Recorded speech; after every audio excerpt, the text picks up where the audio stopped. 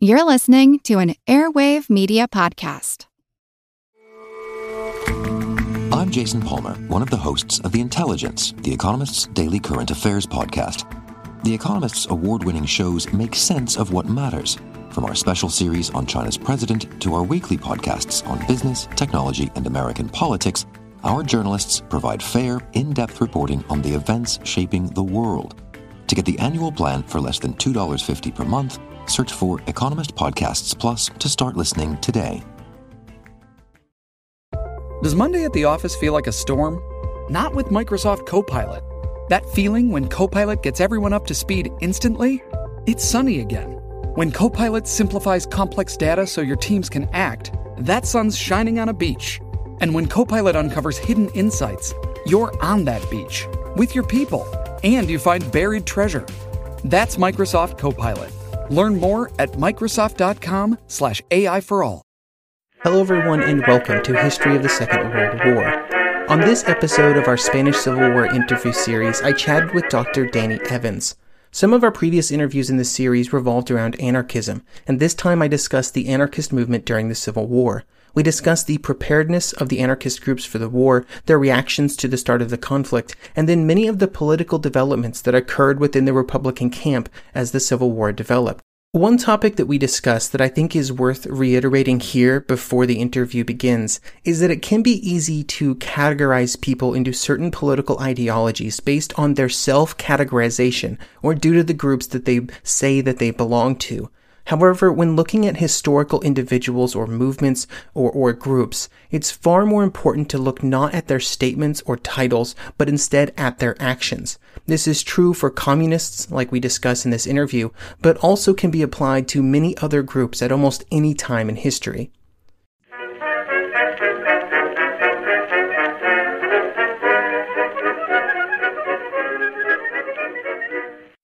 Hello everyone and welcome to the Spanish Civil War interview series. Today I'm here with Dr. Danny Evans from Liverpool Hope University and the author of Revolution in the State, Anarchism in the Spanish Civil War. Dr. Evans, how are you doing today? I'm all right, thank you. Thanks very much for having me. Yeah, thank you for joining us. So we'll just jump right into the questions here.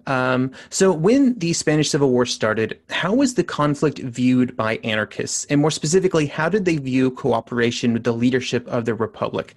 My understanding is that there were some divisions within the Spanish anarchist movement about if the Republican government should be supported at all. Yeah, well, that's a good question, Wesley. I gather that you're going to be speaking to a friend of mine, Matt Kerry, at some point.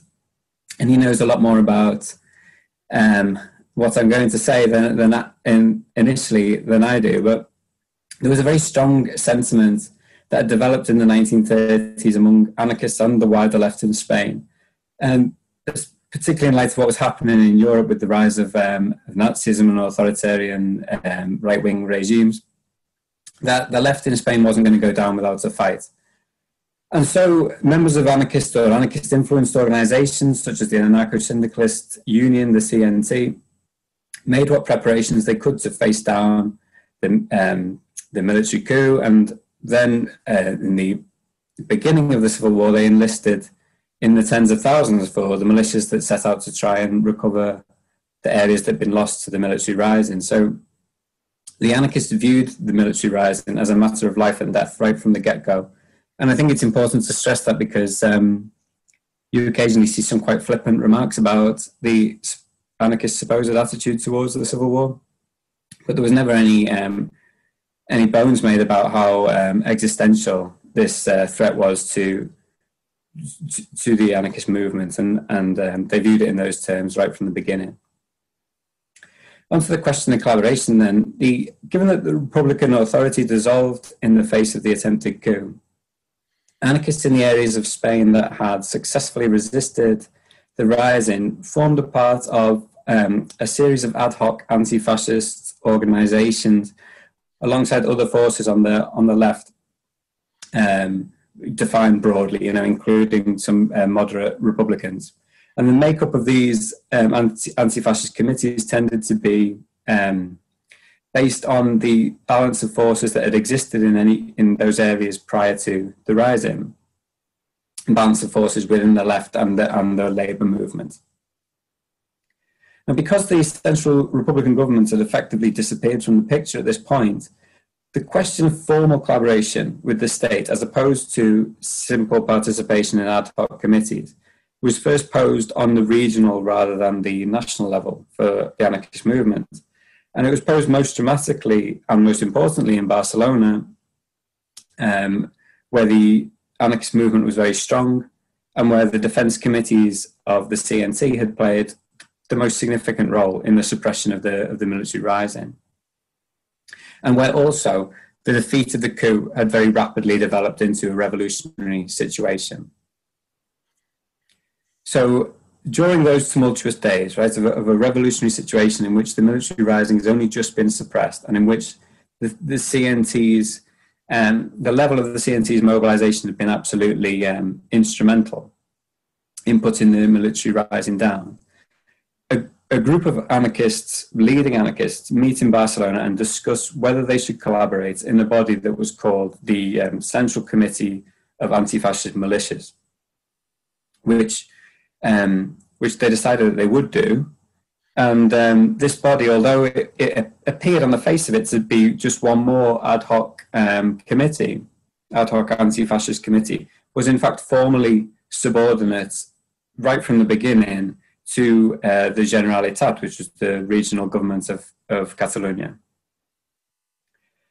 Anarchist collaboration in the central government doesn't come about until several months later, November 1936, under the premiership of the socialist Largo Caballero, when the central governmental authority of the Spanish Republic has been recovered, more or less.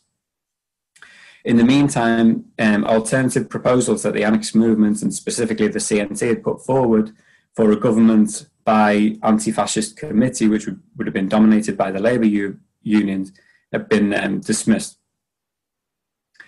So at every stage of this process, some people within the anarchist movement, including in the quite restricted meeting that first decided on collaboration in Barcelona, had raised opposition to this question of formal collaboration with the state, right? Anarchism being a movement which by definition is against the state.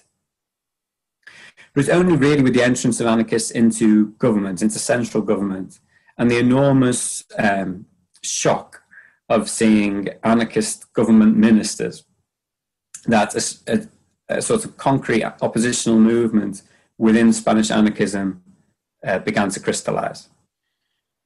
Interesting. So did the relationship between those two groups evolve over time? Like the anarchists who were involved in the central government and those who were perhaps ideologically opposed to such actions. Did that evolve over the course of the Civil War, early on or even later on, as the Civil War kind of evolved and started going poorly? Yeah. So, the relationship evolves in different directions. It's important to note that although the anarchist movement had traditionally been defined by its sort of directly democratic internal functioning, so it had like the organisations such as the CNT had mechanisms to limit the sort of emergence of hierarchy within those organisations. They were meant to like operate from a bottom-up direction, and largely had done, with some caveats in the years prior to the Civil War. But this democratic functioning was greatly disrupted by the war. So the debate about the role that the organisation would play in Republican administration was largely played out among reduced circles of leading activists in the Republican rearguard, who were called higher committees, as a sort of literal translation from what they're known as in Spanish. And in some ways, the Spanish Civil War and the Revolution presents the paradox of anarchist traditions of direct democracy becoming the basic organising principle of certain workplaces, certain industries, and whole societies in the case of some towns and villages, particularly in rural areas. Well, the formal organizations of anarchism themselves became more hierarchical. So there's a paradox. From the winter of 1936, so as I mentioned, like following the CNT's formal entrance into central government, into 1937, you have a crystallization of an oppositional movement within Spanish anarchism. Discontent spreads among the middle ranks and the grassroots of the anarchist movement with regard to the direction that the leadership was taking. And this began to find organizational expression. You have like new newspapers appearing, new affinity groups being formed, particular centers of opposition, such as branches of the libertarian youth organizations, also the anarchist women's organization, Mujeres Libres, Free Women. And these sort of oppositional centers coalesced around campaigns to extend and coordinate the revolution, also defend it from encroachments from the state and from police operations, which were becoming an increasing issue as 1937 went on. This all like sort of reaches ahead with the May Days of 1937. From sort of the leadership perspective, so like they had made a certain decision about how to work with the other forces on the left in Spain. How did they view these other groups, these sort of splinter groups during this period? Like, from an anarchist perspective, from what I understand, they don't have a lot of ideological ground to stand on in terms of, hey, you should follow our choices. So how did they interact with those other groups?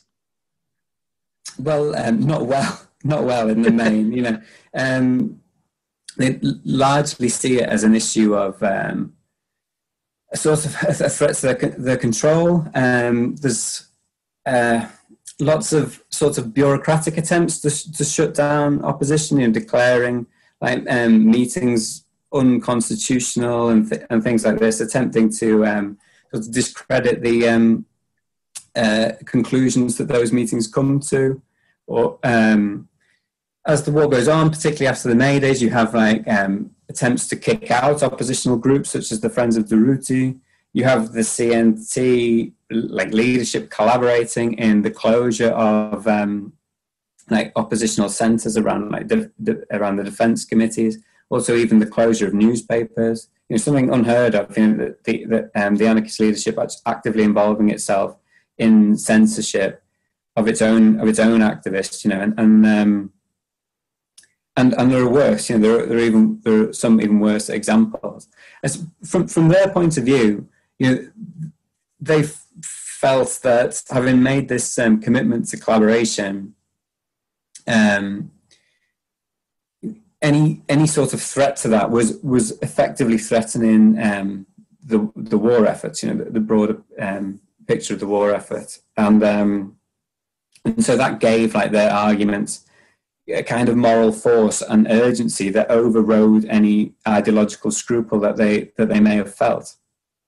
The problem for them was, in terms of like having any kind of credibility with the wider anarchist movement, was that they hadn't succeeded in winning much support for their ideas. You know, they had been incorporated into the structure of government largely to then be sidelined effectively, and you know, the use of the anarchist leadership as far as the state authorities was concerned was that they would act to discipline their own membership, which is effectively what happened. You know, but the most notable example being during the May Days, when there is this mass mobilization on the part of the anarchists, like the middle-ranking anarchist activists and the grassroots, against the police and the authorities, and particularly the Stalinist forces in Catalonia, which is then demobilized by the anarchist leadership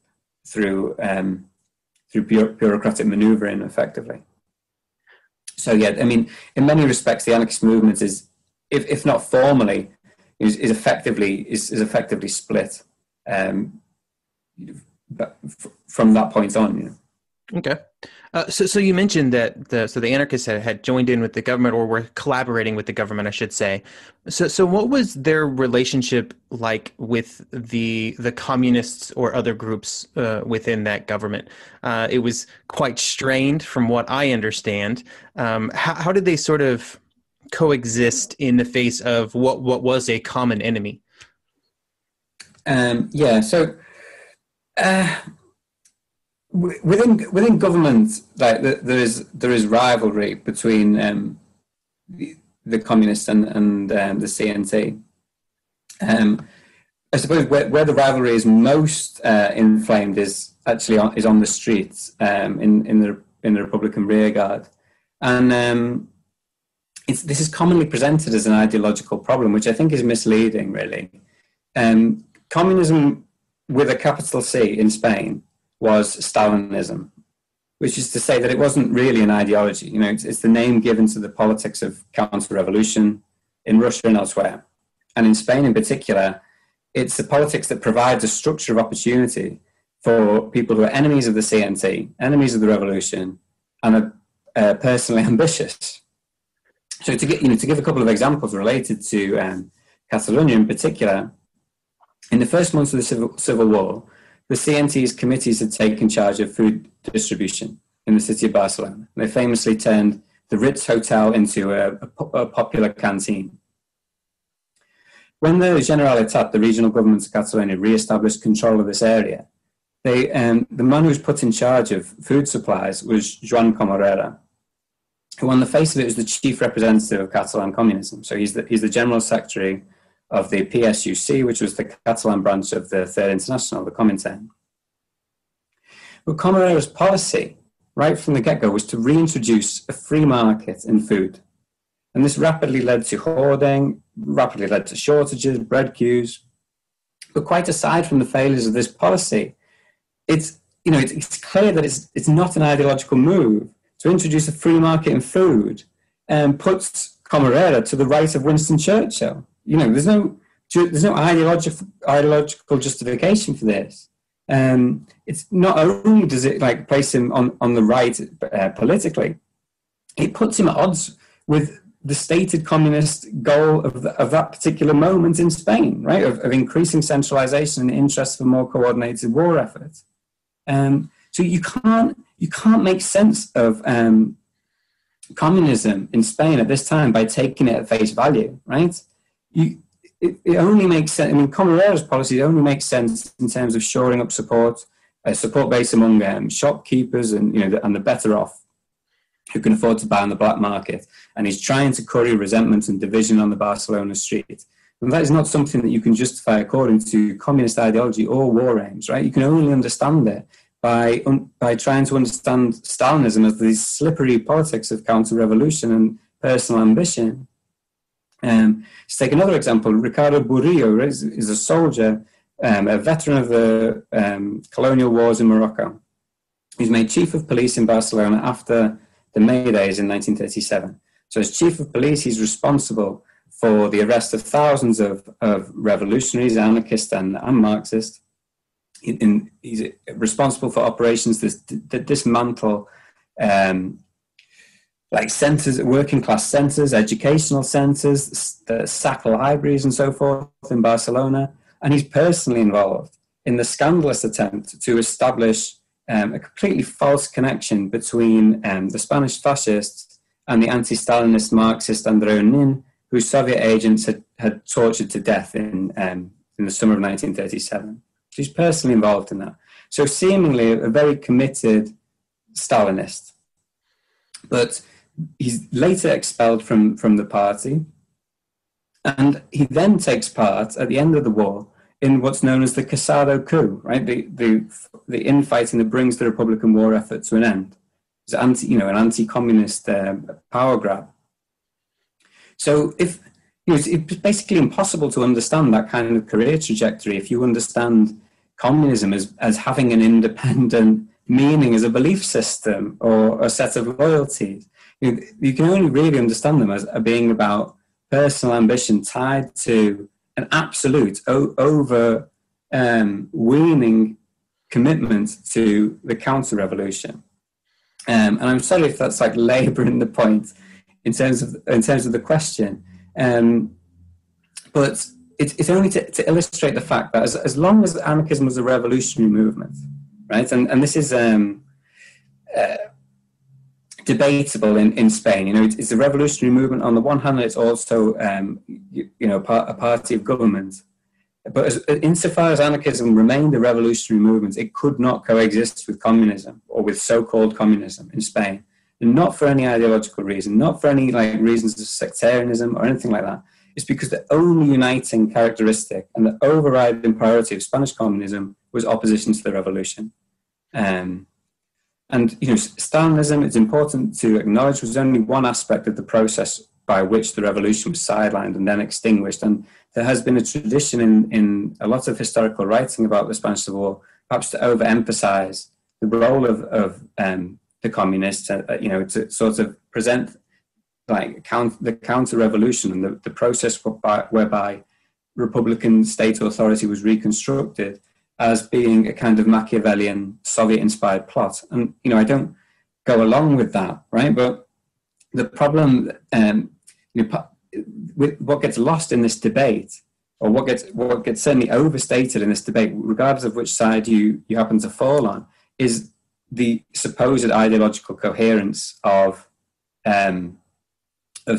Spanish communism, which can lead to really ridiculous readings of the internal conflicts that took place in the Republic. So, for example, Eric Hobsbawm, who is obviously a famous and in many ways great historian, a late historian, wrote an article in the Guardian newspaper, going back quite a bit now, in which he said that the internal conflicts of the Republic between anarchists and communists were effectively an echo of the dispute between Marx and Bakunin, which is not helpful to understanding the conflicts at all. These people that I'm referring to, not necessarily the grassroots of the Communist Party, but their leaders, these people were Marxists, like Donald Trump is a Christian.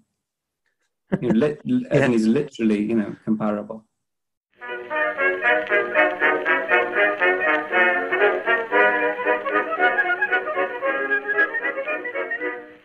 Some of us love history. Others used to or never did because history was presented as nothing but the rote memorization of names, dates, and facts. Basically, the story got left out, and that made history kind of suck. My name is Greg Jackson. I'm a university professor with a PhD in history, and bringing history to life is my passion. That's why I created my podcast, History That Doesn't Suck. I want to teach you everything you need to know about U.S. history, but I do so through stories. Let me tell you about George Washington begging his men not to mutiny against Congress, Clara Barton saving Union soldiers amid enemy fire, enslaved Frederick Douglass risking his life for liberty, and about so many other figures as their real experiences make industrialization, social movements, and even congressional debates and tax policy come to life. Subscribe to History That Doesn't Suck today, and join me, Professor Greg Jackson, every other week for a new episode, where I'd like to tell you a story. All you need is a few minutes to start your day off with something historic when you listen to the This Day in History podcast. Every day there's a new episode for you to listen and learn about what happened that day way back when. Today could be the day a famous mobster met their end, or the first milestone for humans in space. Who knows what history today holds? Find out when you listen and subscribe to This Day in History wherever you get your podcasts. That's This Day in History wherever you get your podcasts.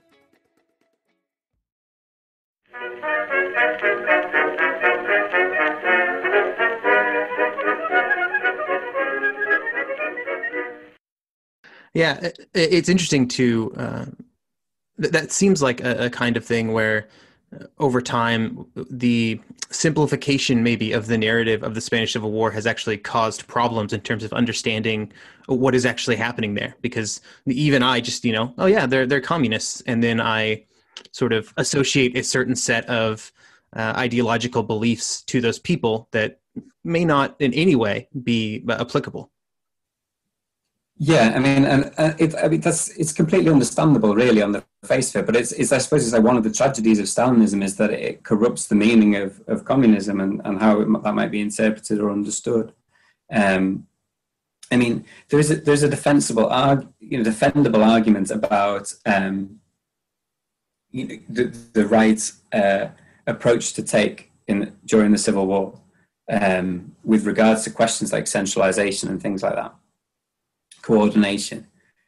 But things like reintroducing a free market, which was an armed reintroduction, right? It was done a reintroduction of privatization, which was done at the bayonet point, and which involved like street fighting in order to back it up. There's no way that can be justified according to the supposed priorities of winning the war, and certainly not by any sort of like traditional communist understanding. Even in sort of Leninist variant, you can imagine like suggesting something like that during the period of war communism.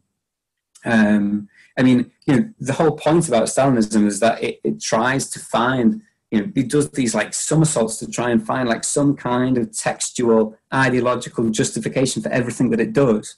So that during the Spanish Civil War, it sort of presented its policies as a kind of Spanish NEP. So I don't know if like you and your listeners are familiar with like Russian history, but the NEP being Lenin's new economic policy. Mm-hmm. Yeah, he brought in from 1921, which reintroduced some elements of a free market into Russian society. But this was done after the Civil War had been won. There's no sort of analogy or like comparable basis for introducing what in effect was a totally counterproductive measure in Spain. And another sort of tragic aspect of this, which is like commented on by anarchist participants in this fascinating documentary, which is available online with English subtitles, called Living Utopia, which talks about the anarchist revolution and anarchist experience in Spain during the Civil War. And one of the contributors, who'd been a participant, says that it's a great paradox that is difficult for people to appreciate, but there were genuine communist experiments going on, right? Humbling, moving experiments in living in organizing society in an egalitarian way in Spain during the Civil War, and they were destroyed by military units commanded by somebody who called himself a communist. But that's just one of the paradoxes of Stalinism, and yeah. So I don't know. I think I've labored this point long enough, but to me, it's really important. Mm-hmm. Yeah, I think the distinction there is very important. So switching away from the political side of things, obviously this was a civil war. There was fighting, military units. So on the military side of things, how were anarchist military units organized and led? I know there were regional or local sort of defense committees, but did that extend into the military units who saw service at the front line, maybe even away from their home areas? Yeah, it's a good and complicated question, and it's possible that my response in some ways will be somewhat limited, and that there are some people who are more experts in this area than myself. So I'll do my best. The militias were initially organised by these defence committees, which were answerable to the anarchist organisations, primarily the CNT. So the structures of the CNT, as you say, right, which are organised along into local, regional, national committees and so forth, they don't map onto the militia units exactly, in the sense that the militia units replicate those organisational forms. But the militias are, at least to an extent, answerable to the regional organisations of the CNT. So, there's some sort of democratic oversight, if you like. The anarchist militia columns had their own war committees, and there were some elected delegate representation within those war committees, right, from the actual militias themselves. But democratic control over the leadership of the columns was limited. I mean, if you think that, like, a lot of these columns are actually named after their commander, so it would have been a bit awkward, if like they tried to vote Durruti out, and what are we going to call a column? That would be the first like issue to face. So there were cases where grievances with commanders were brought before the CNT's regional committees by ordinary soldiers.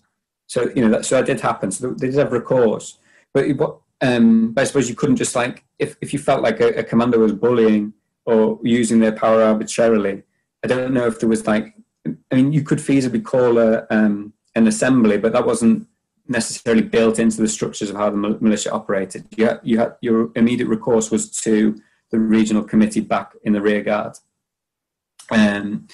But nevertheless, there was a libertarian democratic spirit at work within the militias, which George Orwell famously describes in relation to the Marxist militias that he was involved in. Something broadly comparable is taking place within the anarchist militias, and that it coexists uneasily with the brutal imperatives of war making and questions of discipline and things like that. In terms of the democratic organising, to try and get back to your question, something that caused resentment among ordinary militia volunteers was the way in which they were effectively excluded from the decision-making processes back in the rear guard. So if you think about it, a lot of the people who went off to fight were people who had already given the best part of their lives to union organising. They were, like, very committed. And they suddenly found that those unions that they'd spent so long building up, now had no way of incorporating their voice now that they were at the front. So this was like a kind of anomaly. It was rectified by the libertarian youth organisations, which which gave representation to the front effectively, allowed the front to send delegates to their congresses and things like that. But it was never.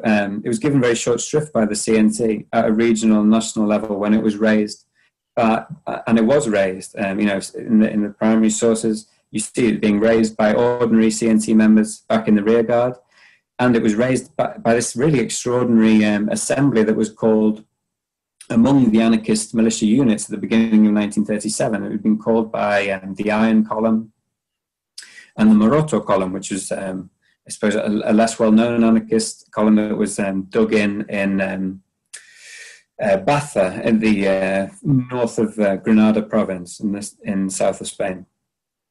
And they called this conference specifically to raise this problem of how their voice could be represented in the rearguard decision-making processes of the CNT. But the CNT's official representative who was there declared it, an unconstitutional meeting, and their concerns were basically brushed aside.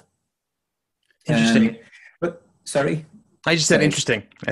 Yeah, well, it's interesting to me as well, but you never know, do you? Because you sort of like, you live this kind of dweeby existence, being interested in all these aspects of the anarchism response to war. You've no idea really if it's interesting to other people. Mm-hmm. But yeah, this democratic spirit within the militias was also demonstrated in the opposition to militarization, right, which is the subject of numerous assemblies and like conversations that were taking place over the course of months in the actual militia columns and units, particularly with regard to things that were especially resented, the formalization of rank, pay differentials, saluting, all the kinds of things that they felt that weren't only contrary to the spirit of a revolutionary army, but were actually pointless, weren't necessary to as an effective war effort.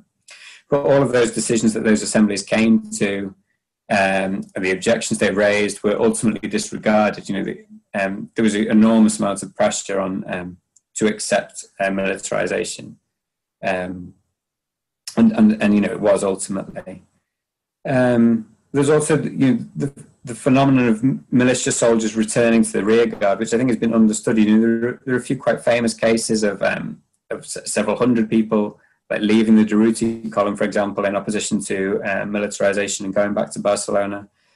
But I've been finding more and more seemingly isolated cases that amounts to a much bigger picture, I think, of anarchists leaving the front in the beginning of 1937, not leaving it in the sense of abandoning the fight against fascism, but thinking we need to go back to the rearguard. We need to sort out the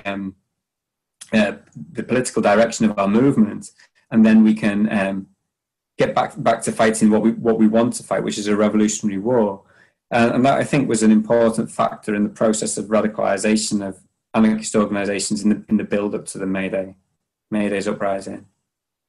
So do you think sort of the people at the front, and even, you know, as you mentioned earlier, sort of the workers at the bottom of this sort of movement, did they feel like an overall sense of perhaps even betrayal at what was happening, or what decisions were being made around them by, you know, people who a few years ago they may have agreed with on a lot of sort of ideological things?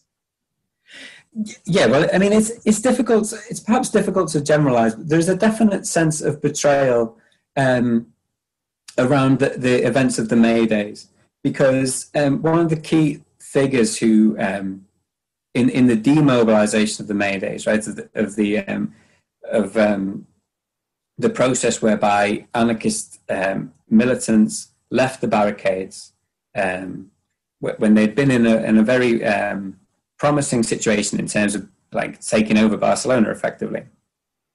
One of the key figures in that demobilization was Juan García Oliver, who was at that point Minister of Justice in the Republican government, but who had been the key dashing figure of revolutionary insurrectionism in the years prior to the Civil War. So it was a very bitter pill, I think, a very bitter pill for people to swallow, particularly people who had gone into the streets with him in uprisings in 1933 and so forth, who looked to him as like a kind of incorruptible figure. You know, when he made these like radio broadcasts over Barcelona radio during the Maydays, appealing to all sides to lay aside their arms and completely disregarding any of the kind of political issues that were at work here and any of the reasons that the anarchists might have had to bitterly resent the Stalinist and Catalan nationalist operations that had been taking place, that sparked off the Maydays uprising. He completely disregards all that. He says, if I was to kiss the bodies of those who have fallen in this unfortunate fratricidal battle, I wouldn't know who to kiss first, the police or my anarchist brothers. People listening to that, there are eyewitness reports of people crying with frustration, people refusing to believe that that García Oliver was speaking freely. They thought was speaking under duress, that someone was holding a gun to his head or something like that. They couldn't really believe it. It was an absolute transformation. And I think in that sense, the comparison that became quite widespread between the Maydays and the Kronstadt uprising, which for many, particularly in the anarchist tradition, marks the end point of the Russian Revolution, the last chance for salvaging Soviet democracy in 1921, is particularly apposite because the very people who were who putting down this rebellion are the same people who had promised so much originally as revolutionary figures. And the intention of that is not to personalize it. These individuals are making decisions in extremely tense, difficult circumstances that it's impossible to relate to from a position of being suburban Liverpool. It doesn't compare. Maybe town on a Saturday night, some resemblances, but there's no way I can really relate to the kind of pressure that individuals like that are under. So it's not to just condemn people out of hand for making these decisions in these circumstances, but to try and empathize with, or to try and reimagine, historically reconstruct what it must have been like for his former comrades to see such a transformation in his whole behavior, attitude, and to think, this is where the revolution can end up. The whole point of anarchism is to avoid this kind of like statist cul-de-sac. It's to give yourself freedom of maneuver. So yes, it was, whether they saw it as a betrayal or whether they saw it as like a tragedy, it was a extremely depressing situation for a lot of people, and continued to be, for decades afterwards. People struggle to understand it. Some of the correspondence has been published between people who were young anarchists at the time, right, and behind the barricades, 16, 17 years old. People like Diego Camacho, who later wrote histories under the pen name of Abel Paz. People like Herman L. Gracia, who later wrote under the pen name of Victor Garcia. They both corresponded with Garcia Oliver in the, I think in the 60s. And trying to understand him, they'd lived with it for 30 years, and they still couldn't get their heads around it. It's a fascinating, but in many ways, you can see why it was such a desperate and sad situation for so many people.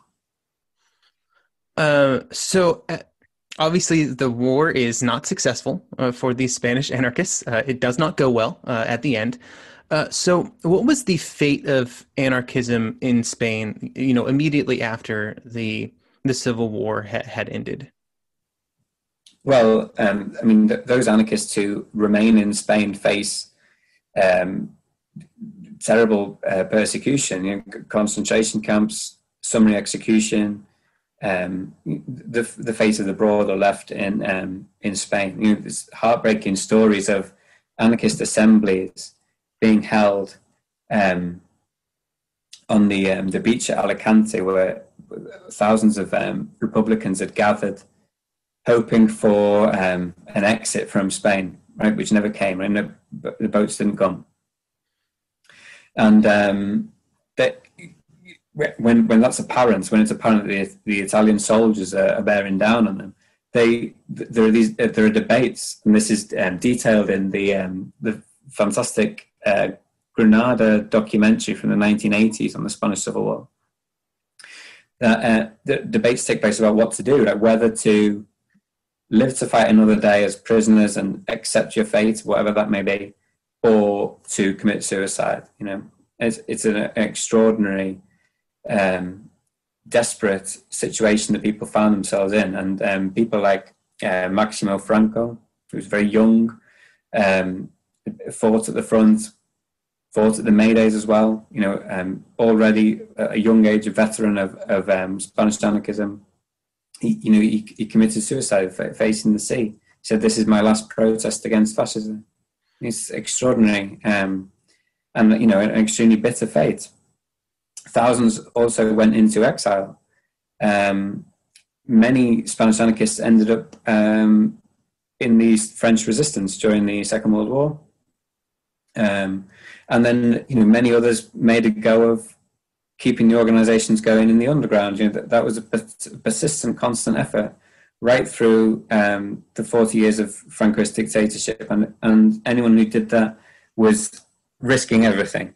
People were arrested, tortured, killed with depressing frequency, and particularly in the early years, and particularly when it became clear that the outcome of the Second World War wasn't going to dislodge Franco from power.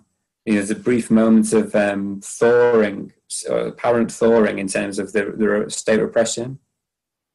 Once it becomes clear that that's not going to last, then the crackdown is very, very cruel. And it's a sad story, but one, of course, with many examples of extraordinary tenacity, extraordinary resilience, and solidarity. And in some ways, anarchism is able to subsist.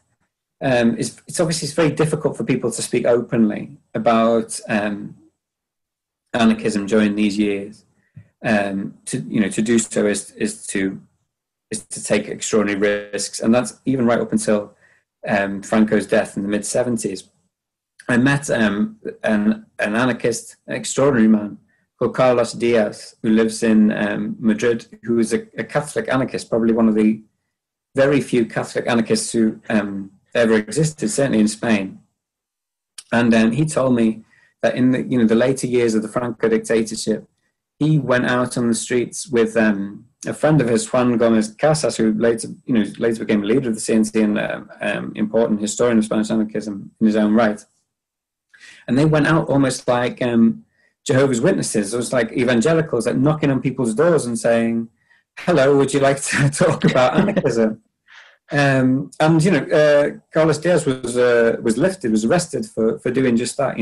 So people were taking extraordinary risks in the name of this of fidelity to this idea, to this idealism, and to this tradition, and that's extremely humbling. But the end result of 40 years of dictatorship and exile was that when after Franco died, there was a massive resurgence of interest in the anarchist movement, and the CNT is involved in important strikes and is attempting to reconstruct itself as an organization. There is a serious disconnect, or a generation gap, because you have these older people who are coming back from exile, these younger people who are coming fresh to the movement. There isn't really that bridge between those two experiences, because the nature of the repression have been such that kind of underground educational culture that was required to nurture a generation after the Civil War just didn't exist. And that generation gap proved very difficult to overcome. Excellent. Okay, thank you for joining me here for this interview. Those were fantastic answers, very interesting as well. So thank you. Well, thanks very much for having me. A pleasure. If you would like to read more from Dr. Evans, I've put a link in the show notes to the website where I listed out a lot of the things that I read in preparation for this interview.